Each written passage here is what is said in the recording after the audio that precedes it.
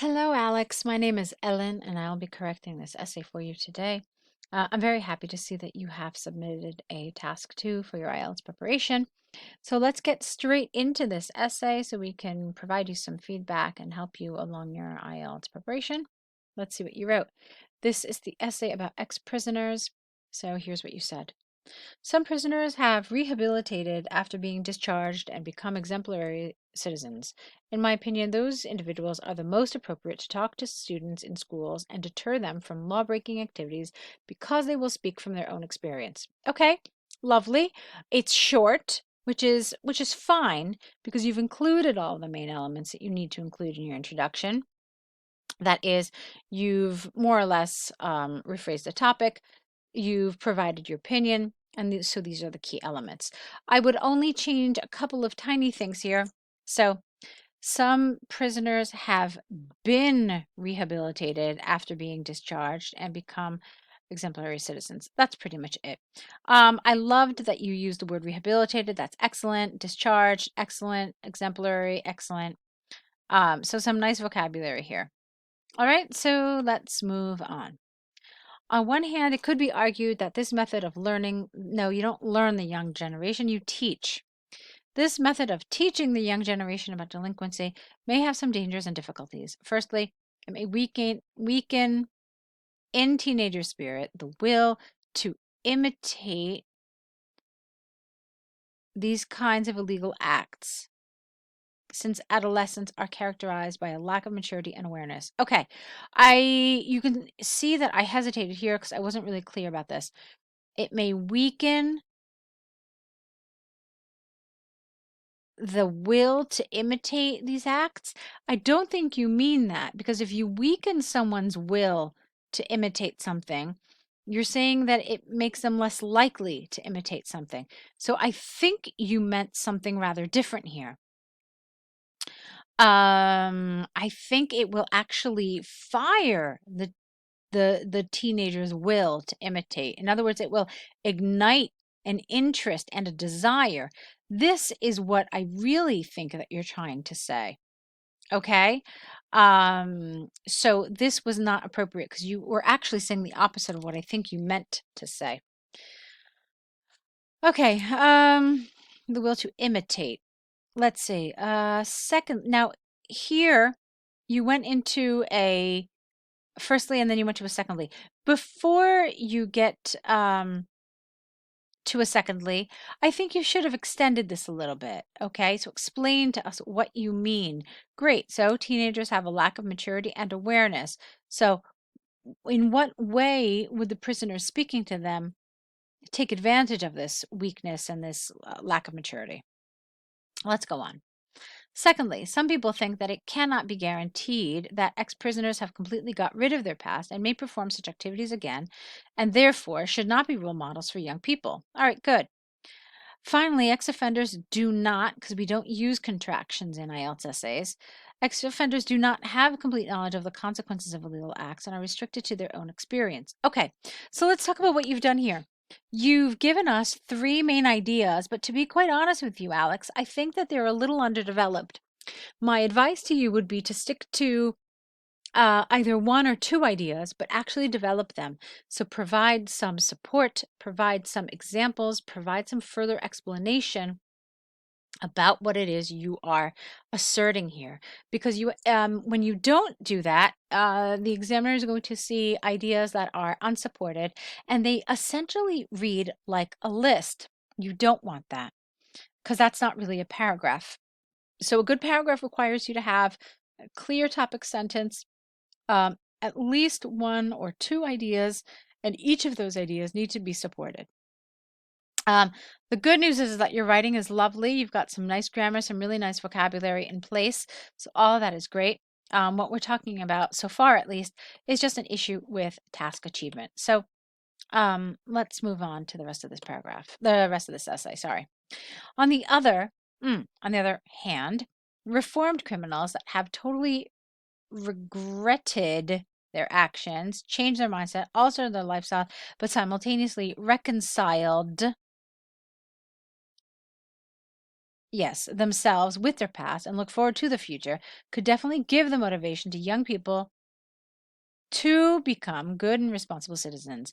In particular, past offenders can tell adolescents about how they became involved in crime, the dangers of a criminal lifestyle, the consequences of their past acts, which are not necessarily limited to the time they spend in prison. Okay, careful with this. A lot of it felt like a list because you've got a list here and you've got a list here. So be careful. You might want to break these down into smaller, more manageable parts so that they don't feel so list-like. Okay, let's see. Okay. In other words, they will talk from their own experience, and therefore their words will have more value and weight and will touch the teenager's feelings. Moreover, a direct discussion and exchange of questions and answers could be launched between the students and the speaker, which will make this experience even more memorable. I think that teenagers will probably remember a discussion that emotionally charged them with fear, sadness, or even compassion rather than just theoretical facts. That's a lovely sentence. It's really natural, it's really persuasive, very convincing. That was really good. Let's look at your conclusion, then we'll talk a little bit more about this. In conclusion, I support the view that the most effective way to raise teenagers' awareness about delinquency is to discuss it with individuals that have been in very close contact with it and have regretted it, because this experience will become unforgettable in their minds since emotions were engaged. That's beautiful. I really like that conclusion. It's absolutely lovely. So really nice job with this. I liked a lot of it. Let's talk about what needs a little work. University entrance. Okay. So you didn't tell us what score you need. Usually universities require like a 6. Some universities, some more competitive universities require a 7. So that would be some information that would be helpful. Now I want to talk about this a little bit. If I am not mistaken, the question asks you to what extent do you agree or disagree. I do want to look it up. Give me just a second. Just double checked. It is, in fact, to what extent do you agree or disagree that they are the best people? And what did you tell us in your position? You said that they are the most appropriate people. So my question to you then becomes this. The essay has asked you to what extent do you agree with something. You said that you do agree with it. Okay?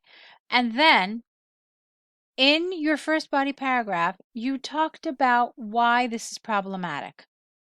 So let's talk about why that's not such a good idea. Because number one, the essay question didn't ask you to talk about both sides. The essay question only asked you to talk about your opinion. To what extent do you agree or disagree? Okay? So it is possible that you think, yes, they are the best people, but there are some dangers with this approach. If that is the case and that is what you think, then you most certainly can write that in your essay. However, this kind of organization needs to be reflected in your introduction. So rather than just saying, in my opinion, those individuals are the most appropriate, you need to also give us kind of a heads up, as it were, that you're also going to talk about where there are some dangers here. So what that looks like is something like, in my opinion, while such an approach may hold some risks, in total, those individuals are the most appropriate to talk to students, etc., etc. Okay, so that's really all you needed to do. And it would have made for a much more cohesive essay, because then we know that you also see the disadvantages. We know that you're going to be on the side of the advantages, but we have that information from the beginning, and this is really important.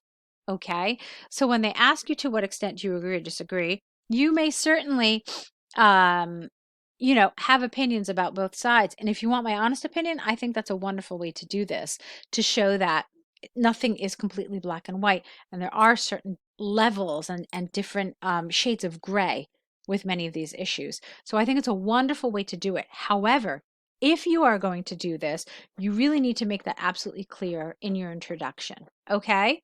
So Alex, I see that you've written a lovely essay.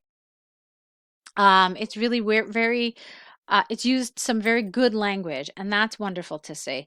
But I do want to see a little work in terms of some task achievement and coherence and cohesion and coherence issues. Sorry about that. That's a couple of things that I would like to see you do. I, of course, would also love to see what you're doing with task one, because task one also has some, some tricky spots to it. So, and I assume you're doing academic. So, as you probably know, there are lots of different task one types that you need to be familiar with and be comfortable with. So I'd love to see what you're doing there as well. You're going to get an email from us showing you the different links, different ways that we can collaborate. If you found this feedback helpful, definitely look into the different ways or different packages that you can look at. I think essay packages might be a great thing for you, just the correction packages. But really, I'll leave it up to you to decide what you think is more beneficial for you. So hopefully we'll get to continue working together. We'll help you get on your way to getting into university. So best of luck to you. Looking forward to seeing more of your work soon.